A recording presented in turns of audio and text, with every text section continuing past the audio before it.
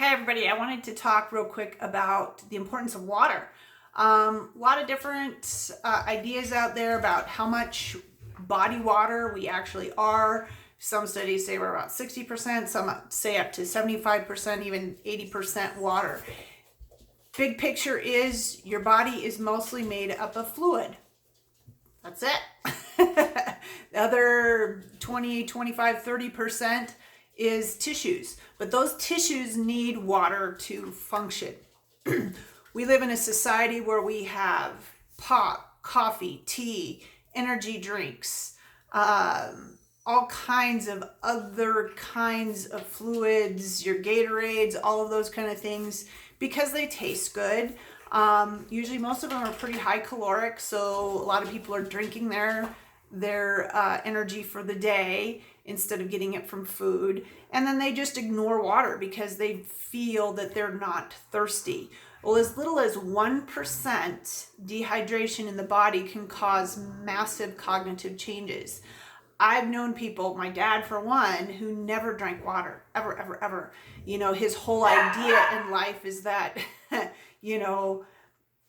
water, you just don't need it. He gets water out of his coffee, and that's what he would drink all day. My dad also died of a massive aneurysm and had severe rheumatoid arthritis his pretty much 45 years of his life.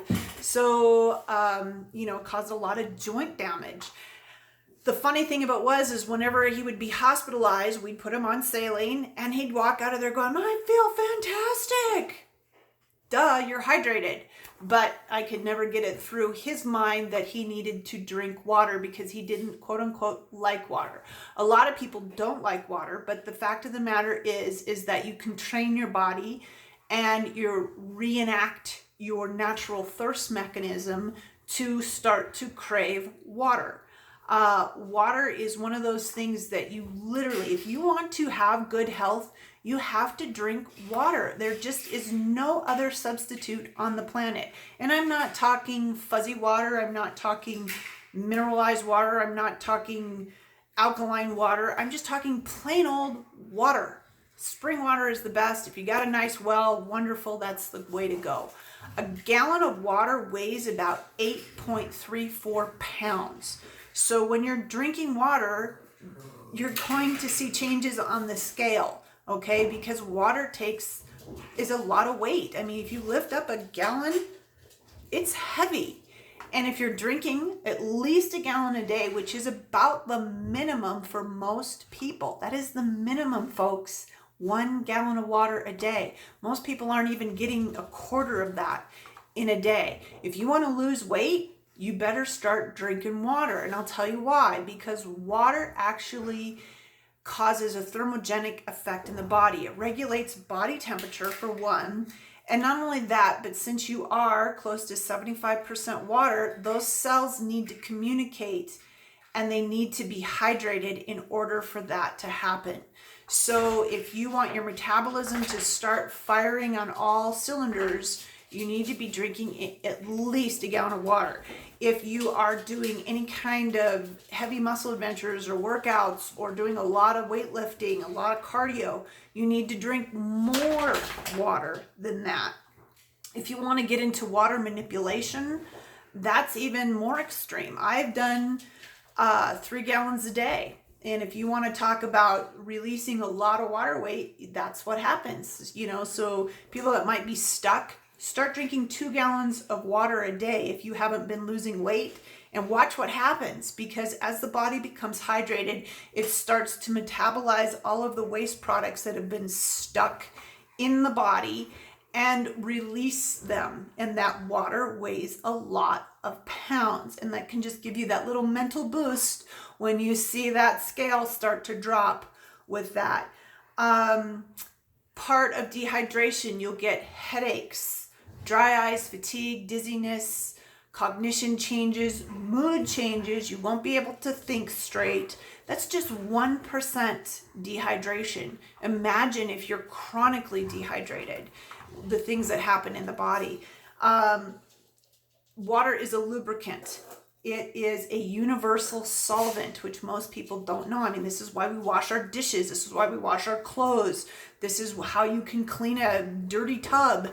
Anything like that, water dissolves lots of goofy stuff. So imagine what's happening in the body as those 50 trillion cells are continually turning over. If you don't have enough water, a lot of that gets stuck, it gets sludge, it gets spackled up against the sidewalls of the colon and the intestines.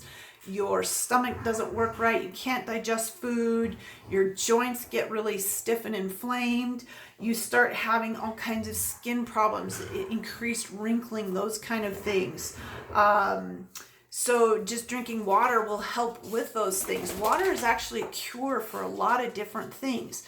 A lot of my clients, when I do a lot of biohacking, if you've got allergies, drink water, because that mucus, that histamine response creates that inflammation in the airways, and then it doesn't have anywhere to go. And then we end up using a decongestant, which is really counterintuitive to what the body wants. It doesn't want to decrease that histamine response. It wants to expel that inflammation. So by drinking water, a lot of people have literally stopped having asthmatic symptoms because they're actually allowing the body to do its natural response, which is to drain and get rid of the inflammation. So what does water do? Lubricates the joints, increases your saliva and mucus, which is the very start of all digestive processes. It's when you enter food into your mouth. Increases oxygen uptake in the tissues, makes your skin nice and glowy and soft, cushions the brain, the spinal cord, and a lot of the neuron system in the body, regulates your body temperature. You cannot digest food without having adequate body water, hydration in your body, because you can't break down that food. It can't be put into the blood. Your bloodstream is 90% water. So if you're not drinking water, what happens if you actually look at it under a microscope is those little red blood cells start to clump and become very aggregated, and there's no flow. And so people feel really sluggish, thick. Their blood gets very thick. They're not getting the nutrients in the blood into that. They can't even get into those little teeny tiny capillaries. Those capillaries can only hold one little red blood cell at a time.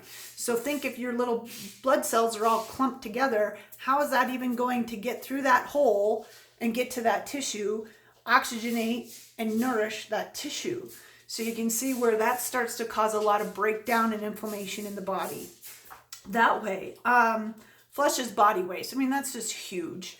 So many people don't poop, they don't pee, and if they would just drink water, it would be amazing what happens. You know, people complain that they don't want to pee all the time. I'm telling you, if you've ever seen somebody who's in kidney failure or is on dialysis, you would thank your lucky stars and God and whoever you worship that you could pee.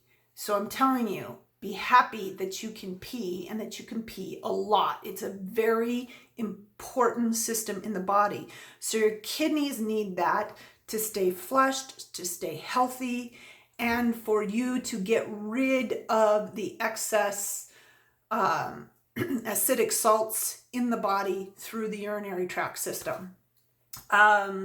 Blood pressure. A lot of people that have blood pressure problems are not adequately hydrated. If you start drinking more water, which is more than a gallon a day, you'll start to see your blood pressure start to come down naturally, because in blood pressure, the body is holding on to that water, which causes an increase in the pressure system in the heart and in the venous and arterial pathways. So that increases that pressure in there. You start hydrating the body, and all of a sudden you start peeing naturally. You don't need the diuretics, and your blood pressure starts to come down.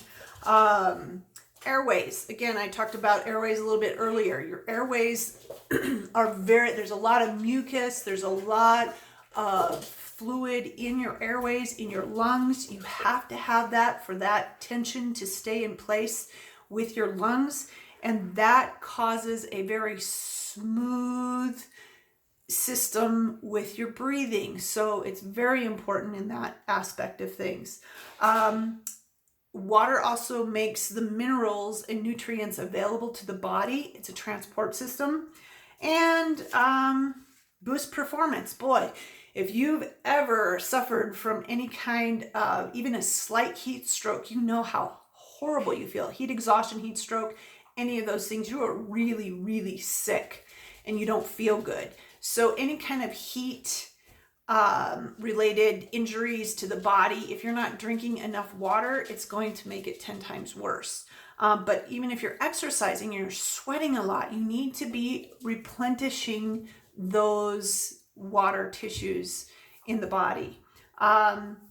Weight loss, super important. If you want to dump a little extra weight, start doubling your water intake and see what happens. You'll be quite happy and surprised.